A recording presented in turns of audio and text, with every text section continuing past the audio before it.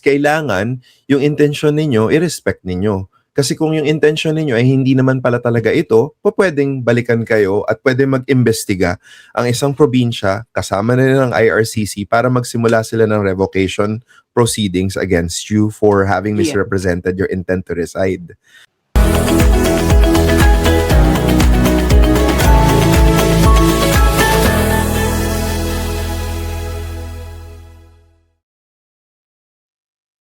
Hey guys, you're in a nutshell with me, Ina. Saktong-sakto itong topic na ito dahil somebody in the comment section in an episode I had today ba or yesterday had a concern related to this. Okay, and I'm so happy we're discussing this again. Napag-usapan na natin to also with Attorney Lou several months ago. Pero sabi ko nga sa kanya, I don't know what happened to that episode. Nung in-upload namin, nagbago yung audio, ang boses ko doon parang si Mickey Mouse. Si Attorney Lou, okay lang yung kanyang audio. Ako, ang pangit. So, okay na rin na i-discuss natin to ulit. Also, because there is a new court ruling from the Supreme Court. Ito ha, guys. Na makakapag, give proper context dito sa issue na ating pag-uusapan.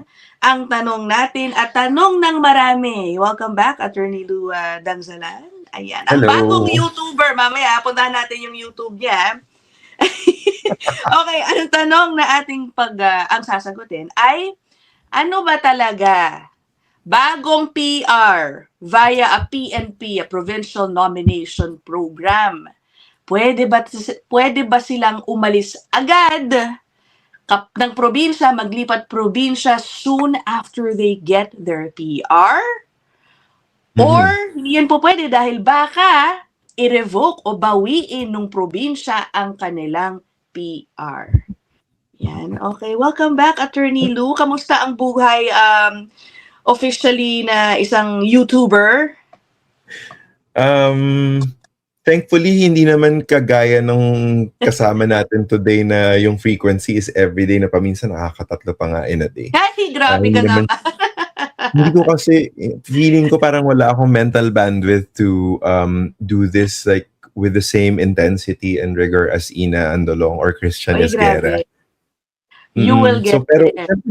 Meron may daytime job na na super demanding na. So parang itong na to, project na to is really to answer a lot of requests and pangungutya na rin ng mga friends na, huy, i-fill mo yung void.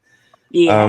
And nananaba yung puso ko tsaka nung team namin kasi natuwa ako dun sa mga comments na parang ang receptive, sobrang na-touch talaga ako. Thank you so much guys for the reception na nakaka-touch talaga sobra. Alam mo, it's about time, no, na dumami talaga sa totoo lang yung tunay na immigration professionals on social media, lalo na catering to the Filipino community. Dahil ang daming kasabay na iba-ibang mga social media influencers who like to talk about immigration topics na again, minsan, siyempre, hindi rin natin masisi, hindi masyado accurate ang information na lumalabas. So, definitely, I'm super happy na nandyan na ngayon si Attorney Lou. O, ayan guys ha, i-follow ninyo. You can just search LJD Canada para mas mabilis. O, Lou Dangzalan, lalabas yan ang kanyang channel. And it's doing well ha, 3 days pa lang. O 300 plus subscribers ka na, isa pa lang yung long video pa actually, o 4-minute video, wala pang 5-minute video. Almost 6,000 or 6,000 views ka na. Amazing! Thank you. O, diba? Isa lang ang request ko, huwag po kong kakalimutan, ha? Baka bigla ka maglaho dito sa In a Nutshell, ha? Never. I mean, this community here is like super wildly important. Ang maganda kasi sobrang interactive. Everyone is just like so responsive and no holds barred sa mga comments. At maganda yun kasi nakikita natin kung ano yung talagang pulso ng mga tao, diba? So, sensya na nagpa-fog yung salamin ko for some reason. Ako, malamang okay lang silang magsabi doon ng mga, i-dispute yung mga pinagsasabi ko, pero ewan ko na lang. Kung malakas ang loob nilang i-dispute ang iyong knowledge on immigration. Hindi naman ako perfecto. Pwede pa rin ako magkamali. So like kung may mali, alam mo yun, in a respectful manner, alam mo yun, pwede naman tayong mag-call out, diba? So yun, welcome yun in a democratic and free society. All right. Okay. Again, congrats, Attorney Lou. Grabe. Thank you.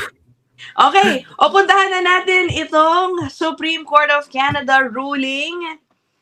Ikaw na mag-summarize for us, ha, Attorney Lou, Sige, kung ano sige. yung pinag-uusapan dito. The case does not directly talk about a person whose PR was cancelled. Hindi. But it discusses mobility rights of permanent residents. Mobility rights, ibig sabihin yung karapatan mong lumipat-lipat, manirahan, magtrabaho anywhere in Canada. Okay, go ahead, Attorney Lou. So, this case recently came out, as nakikita nyo dito, February 13, so sobrang fresh na fresh pa. At unanimous court, all 9 justices of the Supreme Court affirmed that Canadian citizens and Canadian permanent residents have the right to move about in Canada. I mean, malinaw naman talaga siya sa Charter of Rights and Freedoms kasi nakasulat doon na sa Section 6 pa lang ng Charter of Rights and Freedoms na talagang meron naman talagang protektadong karapatan ang mga Canadians at Canadian permanent residents to move about and to basically, if you want to move, hindi lang yung bibisita ka, pati yung titira, walang impediment dapat yan. So, and I will quote directly from the charter. Sabi dito, every citizen of Canada has the right to enter, remain, and leave Canada.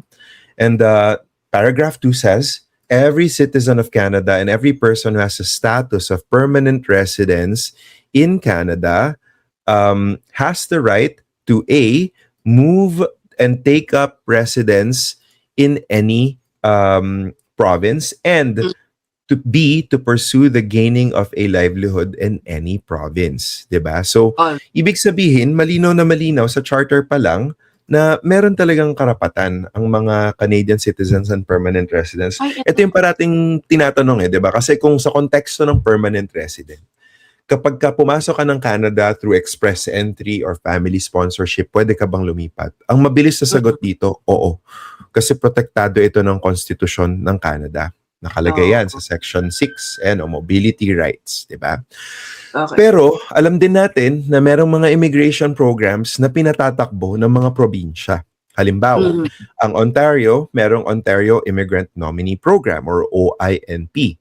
At mayroon, kapag nag-apply ka ng Certificate of Nomination sa OINP, merong deklarasyon ng inyong intensyon na manatili at manirahan at maghanap buhay sa Ontario mismo.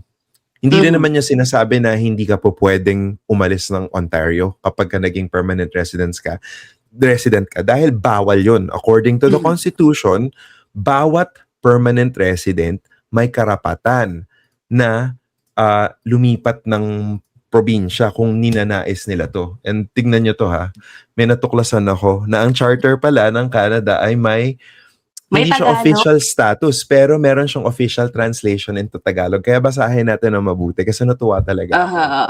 Ang kata-kata, di ba? Ayan. Mga karapatang kumilos, so, di ba? Parang balagtasan ito, no? Ang bawat mamamayan ng Canada ay may karapatang pumasok, manatili at umalis sa Canada. Ang bawat mamamayan ng Canada at ang bawat taong may katayuan ng isang permanenteng naninirahan sa Canada ay may karapatang A, lumipat sa at tumira sa alinmang probinsya, at B, magsikap na maghanap buhay sa alinmang probinsya. So, malinaw na malinaw, 'di ba? Na meron talagang mobility rights. Pero yun nga, sa permanent residence via provincial nomination, meron tayong deklarasyon na sinasabi na, yes, Province of Ontario, please nominate me. I need that certificate to apply for PR kasi alam mo yun, hindi ako competitive sa express entry, so dito lang ang paraan ko. Sabi ni Ontario, sige, imbitahan kita, bigyan ng ng certificate. Ito yung application for invitation to apply. Ito yung application form ninyo for the certificate. Kasama dun sa mga requirements, merong deklarasyon na pipirmahan ninyo. Sasabihin, you're telling Ontario that my intention is to live in Ontario and to work in Ontario. Talagang Ontario ang target ko. Okay, fast forward, na-submit nyo yung invitation to apply, yung nomination application nyo rather. Tapos na-approve, nakuha nyo yung certificate nyo, 60 days later na isubmit ninyo yung inyong PR application sa IRCC. Okay, so after 1 year, sabihin natin, na i-process ng IRCC, pumasa kayo sa mga background check, pumasa kayo sa admissibility checks, sabi ng IRCC, eto na, land na kayo as PR. Perfect. Nag-land na. Electronic landing.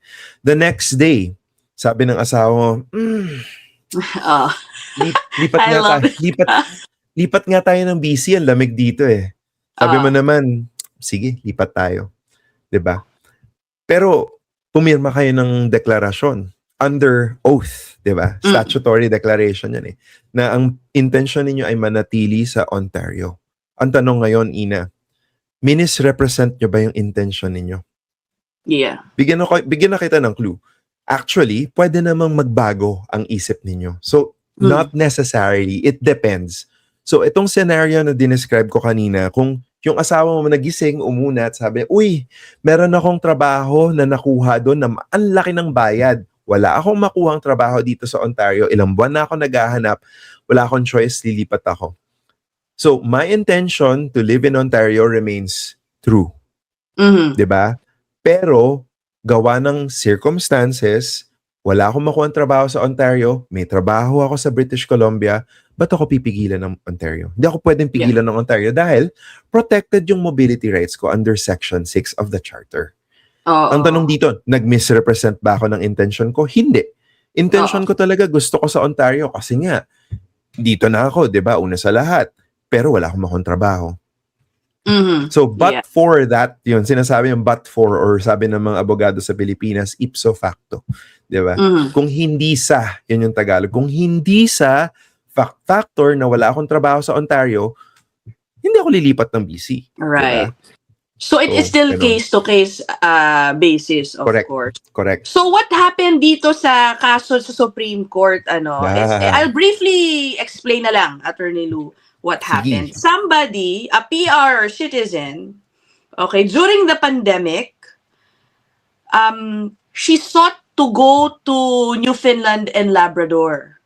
Ngayon, because of the restrictions that happened during COVID, hindi siya nakabisita dahil ano ba yun, nagbiglang nagkasakit ang kanyang lola ba? Parang gano'n, no? Namatay yung family member niya sa Newfoundland and Labrador. Mag-a-attend siya ng funeral. Tapos, hindi siya makapunta dahil yung Newfoundland and Labrador nagsara ng kanilang provincial borders to limit movement, to limit transmission of COVID. Yeah, ang inaalaw lang nila, basta yung mismong mga residents ng Newfoundland and Labrador. Taga-outside siya. So, she sued, parang ganyan, the province. Yes. Okay, and question na parang, you are violating my mobility rights. Yan. Correct. Okay? Hanggang sa umabot na, guys, sa Supreme Court. Actually, nang umabot na sa Supreme Court, na-lift na yung restrictions at that time, naging moot. Yes. Na parang nabaliwala na sa kanyang sitwasyon. But the Supreme Court decided or thought na kailangan pa rin itong pagdesisyonan, itong issue na to, kasi malaki ang magiging impact niya sa mobility rights ng PRs. Ano ang nangyari?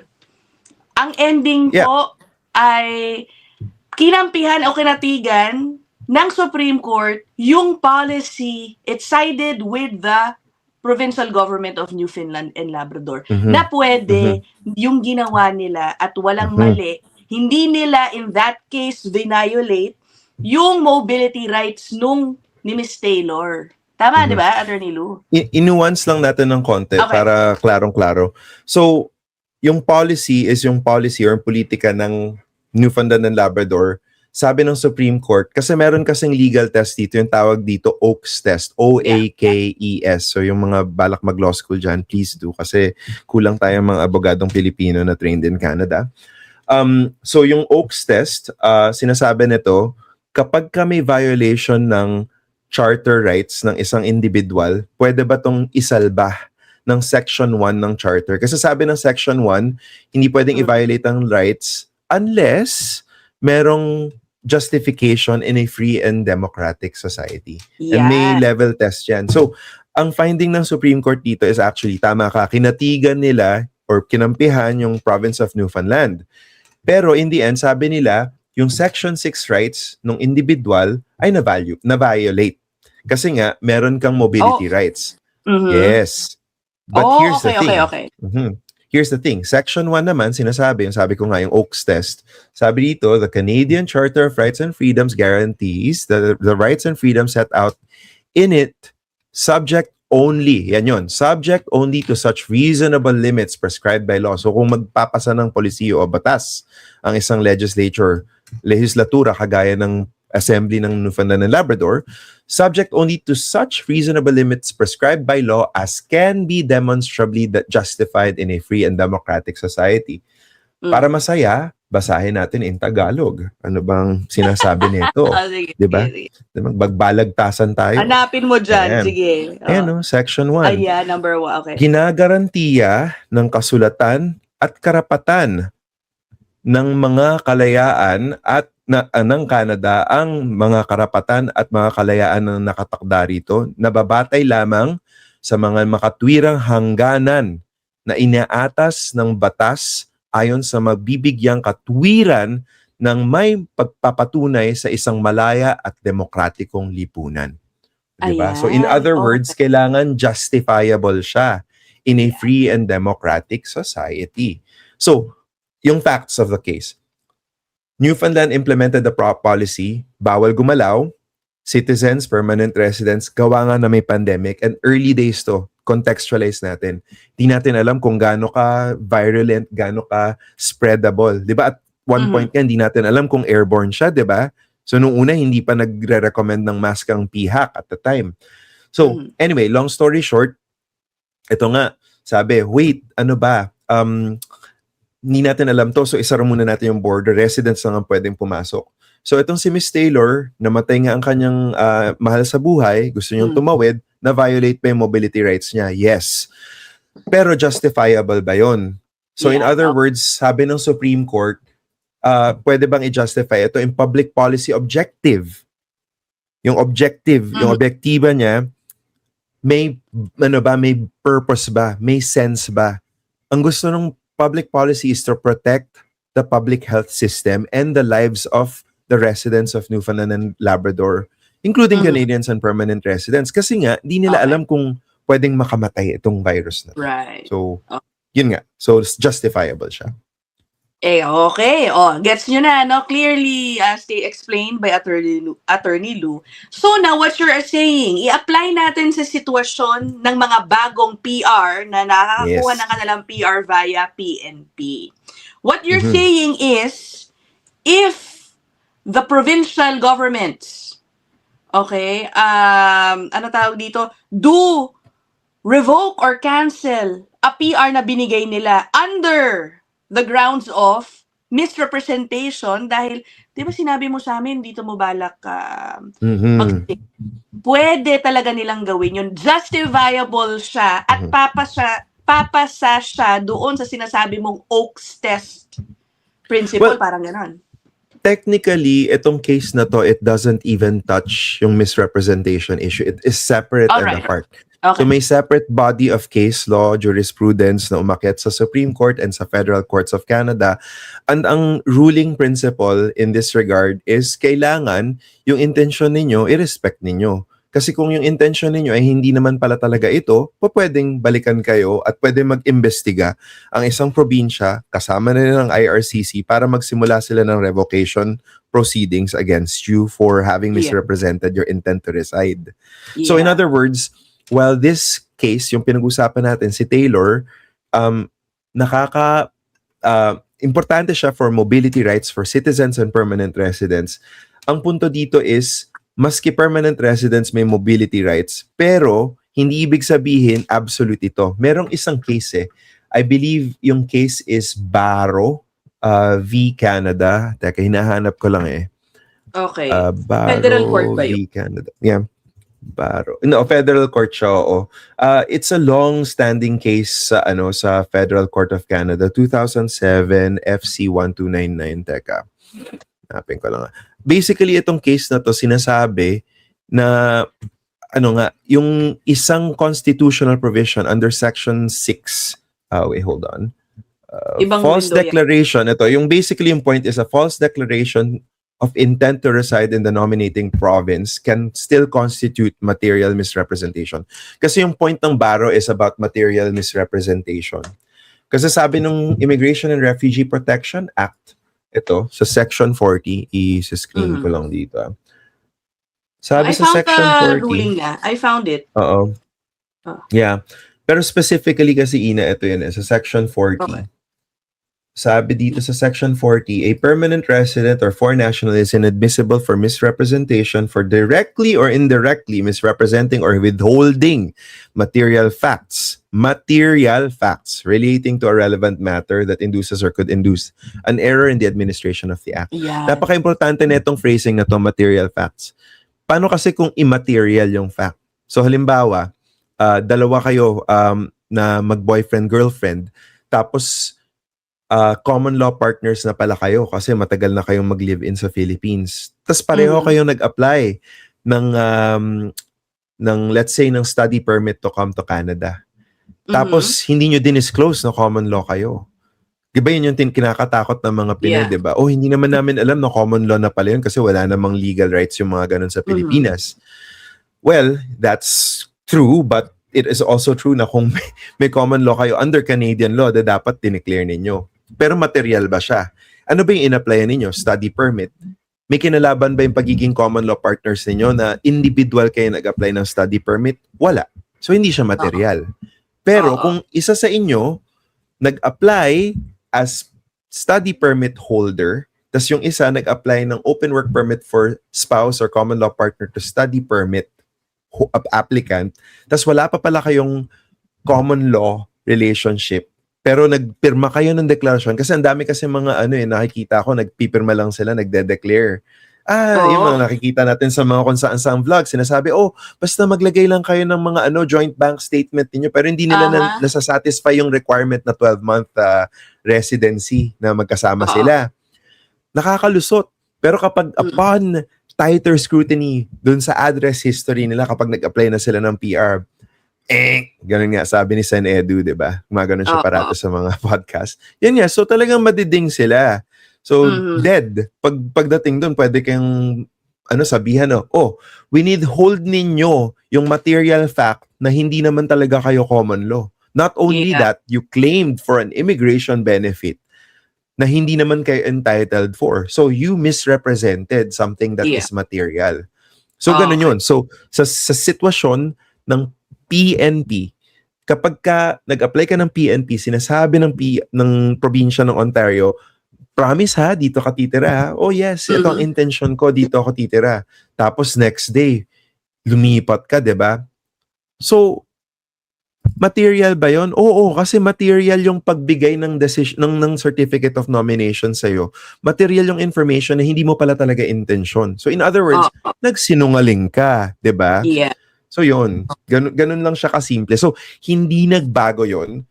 And sabi nga dun sa case law na still holding for PNP and misrepresentation and mobility rights, na pwede ka pa ring habulin for misrepresentation kahit na protected ka under the charter ng yung mobility rights. Kasi separate and apart siya. Kasi iniisip ng tao, di ba? Hindi ba dapat dahil protected yung rights ko as a permanent resident na dapat no-override niya yung yung certificate of nomination, yung intent to reside. Yes, mas mataas yan sa hierarchy of laws and norms, mas mataas ang charter, pero hindi ka pinoprotektahan ng charter kapag nagsinungaling ka. Yan. So yun yung not sumo. an issue of mobility rights per se, but it will be an issue of misrepresentation. Yan. In simple terms, nagsinungaling ka ba? Yun lang siya. And lastly, before sorry, Attorney Lou, were you gonna add something? Last point on Taylor, go. sasabihin ko lang na it is a very important case in that umakyat siya sa Supreme Court na merong ruling ang Supreme Court, ang pinakamataas na hukuman sa Canada, na ang mobility rights ay protected pero may limitasyon kapag justifiable siya. All right. And also, when I was reading, nakita ko pala to online, let me show you. This is an article written by a consultant here in Canada who addresses the same issue. Kasi I guess may nagtatanong rin sa kanya. At in-reply niya yung sariling experience niya. Kasi nag-apply din siya via PNP, sa SINP siya, sa Saskatchewan in this case. Nung nag-apply daw siya, kinuwento niya na nag-inquire siya sa SINP, pwede ba ako lumipat? Ano ba mangyayari pag ako ay lumipat agad? Pag naging PR ako dyan. Ito, Parang in this parang sinabi mo sa police, uy, boss, pwede bang mag-shoplift? parang binigyan mo na ng hint Oo, no? parang ganun. Pero at ganun. least, Anyway. 'di ba? Ano siya, honest. So, itong naka-orange na part, yan ang verbatim daw na reply na nakuha niya sa SINP office. Okay.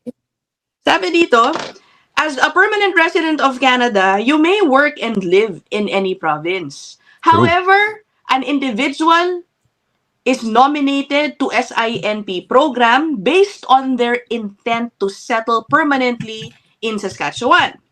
Should a nominee not be living and working in Saskatchewan, the SINP reserves the right to follow up to assess whether the nominee has misrepresented their intent.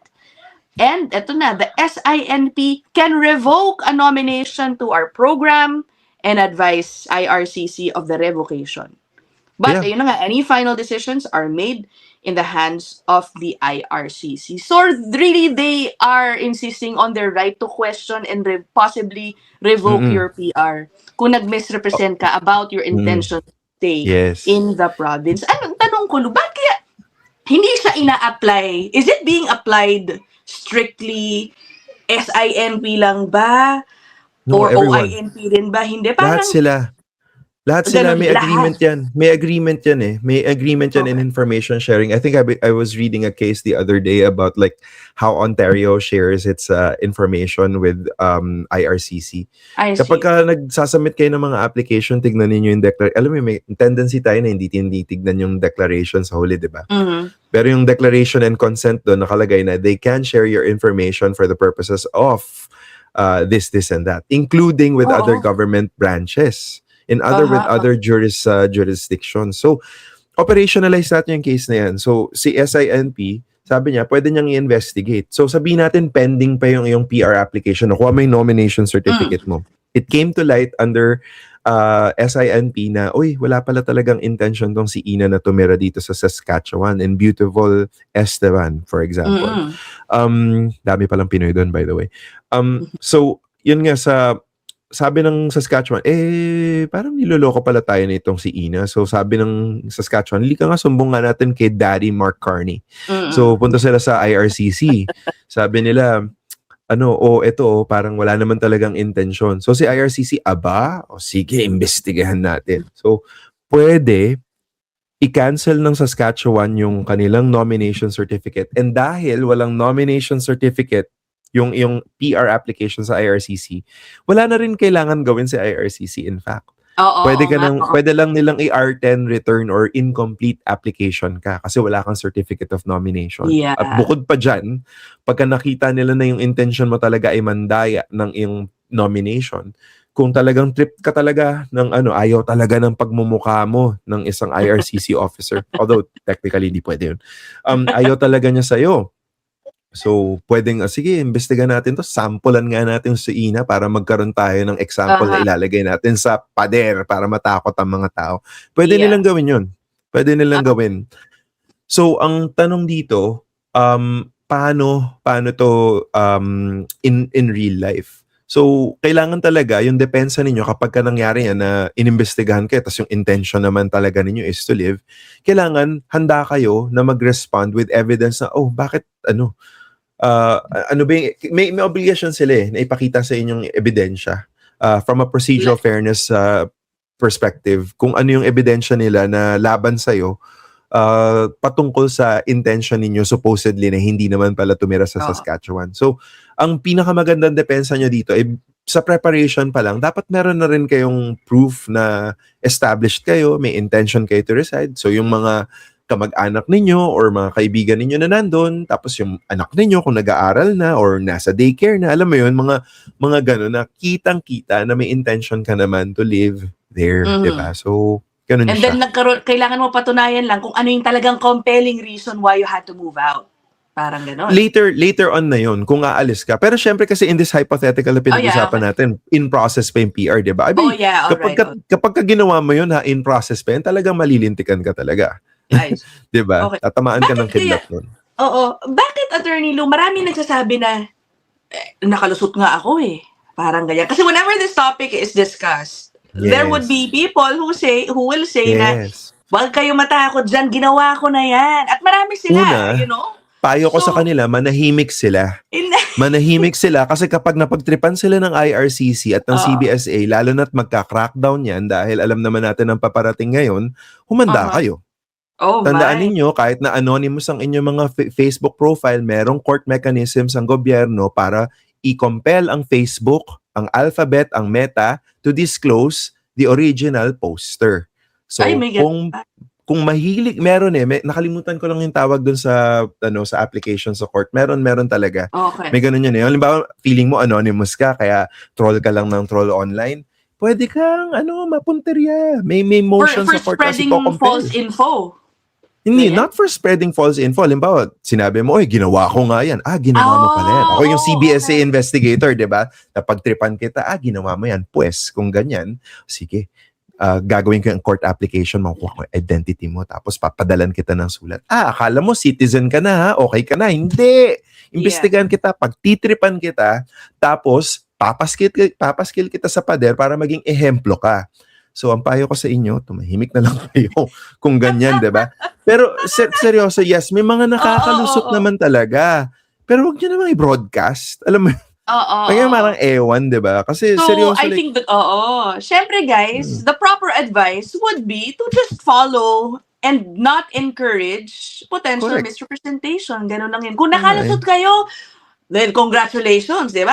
Sige na, oo na. Yeah, I mean, it happens. It happens. But we're not encouraging people to do it. Sabi mo nga, pero it happens. We understand that. From an enforcement perspective, napag-usapan na natin to in another episode, the government will make examples of people so that people understands that the government will come after. Ang tanong dito, will they come after every single individual? The answer is no.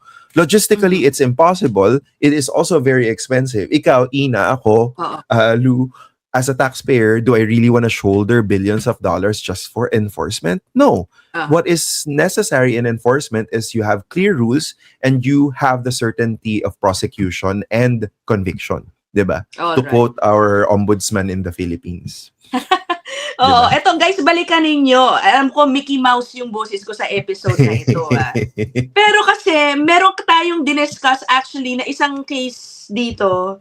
Okay guys 6 months ago. Okay, yan. Atat lumipat. Nakalimutan ko na yung thumbnail nito. Meron tayong diniscuss sa specific case na I think yung PRA kinancel dahil nga dito sa issue of misrepresentation about where the person intended to live. Okay?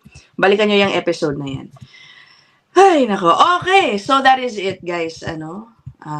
Alam ko, meron nga akong kakilala nag-aaway-away na raw silang mga magkakaibigan kasi nag-iisa lang siya nagsasabi na huwag yung gagawin. Parang bawal yan. Huwag kayong maglipat agad. Magstay muna kayo. Inaaway yata siya sa kanyang mga kaibigan dahil huwag ka maniwala kung ano pinagsasabi nito. Di ba? Si Attorney Lou, kung ano na naman mga pinagsasabi, ang inaandulong na yan, huwag mong pakikinggan yan. Hindi, pero seryoso, nakausap ako ng mga CBSA agents before. Sabi niya Filipinos, usually you don't really give us a lot of trouble. You're usually very compliant. Let's keep that reputation going, guys. Parang ano ba? Huwag niyo namang i-consent yung mga tao na, alam naman natin may mga pasaway dyan, di ba? I'm looking at you, Hugh Grant. Hugo boss. Ikaw na naman. But seriously, sundan na lang natin, gawin natin ang tama. Alam mo yun, we're doing new beginnings in Canada. Let's start off with the right footing, di ba? Exactly. Ako nga sa akin na lang, pa-thank you mo na lang yun doon sa probinsyang nag-PR sa'yo. Sa totoo lang. Huwag mo silang iwan na agad pagkatapos mo silang magamit para makuha ang iyong PR. Di ba? Huwag naman. Anong pakiramdam nyo? Valentine's, kakatapos lang. Nag-date kayo. Tapos, nung dumating na yung bill, nawala ka, nagpunta ka sa CR. Nag-Irish exit ka. Hindi ko pala natanong. I forgot to ask. Is there a time period for that you would say, oh, don't leave naman agad-agad. Oh, baka pwedeng after 5 years, pwede na ba? Is it Yes. more acceptable? Would it be more Yeah. acceptable to the province to live after a certain number of years? Always a material question na tinatanong parati. Sinasabi kasi nakikita din natin yung mga pinagsasatsat ng mga vloggers dyan na 2 years daw. Walang specific timeline. Kahit Okay. the following month kayo lumipat, pero meron kayong material reason to leave, for example. Halimbawa, pero kasi sasabihin ko rin as Saskatchewan, kung ako sa Saskatchewan, oh, 1 buwan pa lang kayong naghahanap ng trabaho, nag-give up na kayo. Yeah. Parang, wait, parang hindi ako naniniwala on balance, kasi hindi naman to kailangan naghahanap ng absolute proof eh. This is a balance of probabilities eh. So, on balance, parang hindi ka credible na 1 buwan ka lang naghanap ng trabaho tapos nag-give up ka na. Samantalang regularly, typically, people will, budget about 3 to 6 months to find a job. Pero kung talagang paubos na yung settlement funds ninyo, kaya nga may proof of settlement funds, di ba guys? Kung paubos na yung proof of settlement funds ninyo, tapos wala pa rin kayong trabaho, tapos biglang nagkaroon kayo ng offer sa Toronto, abay, can Saskatchewan blame you?